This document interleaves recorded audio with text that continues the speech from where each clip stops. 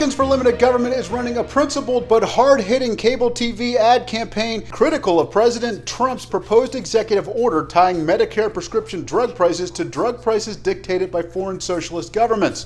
ALG President Rick Manning says President Trump's proposal would lead to socialized medicine. Can you go into more detail on that, Rick? You know, socialized medicine gets tossed around a lot, but let me tell you very directly. When you control the cost, the price of something, you control whether or not somebody's able to make a profit. You effectively have the power of putting a company out of business by controlling the price.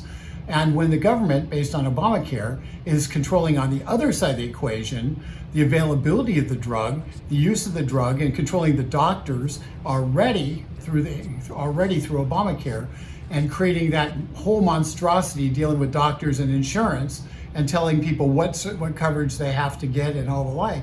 We are very close to socialized medicine without the pricing component. When you cap prices on drugs, you are effectively putting one of the last pieces in place to a completely socialized system.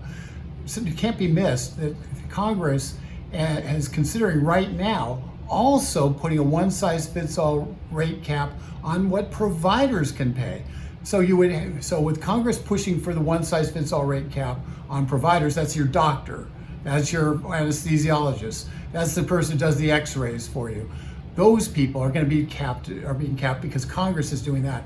So if you combine capping pharmaceutical prices and the prices for the doctors, at that point, you've got complete price controls and you have complete product controls. And all you really have to do then to have complete socialized federal government take over the healthcare industry is for a future administration to effectively nationalize the health insurance companies, because they will control every other aspect of healthcare.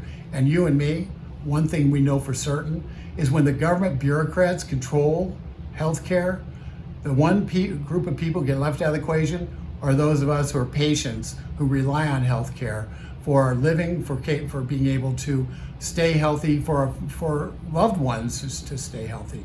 So yeah, socialized medicine is bad, and putting these pharmaceutical prices, dictating them based on foreign socialist countries, price controls, by capping it that way, it's a massive mistake, and it will lead to socialized medicine, and there will be no turning back.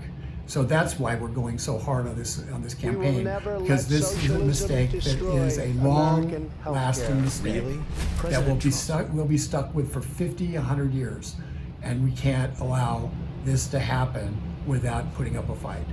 Are there more market-based approaches to bringing down the high cost of prescription drugs? Thanks for asking that, Frank.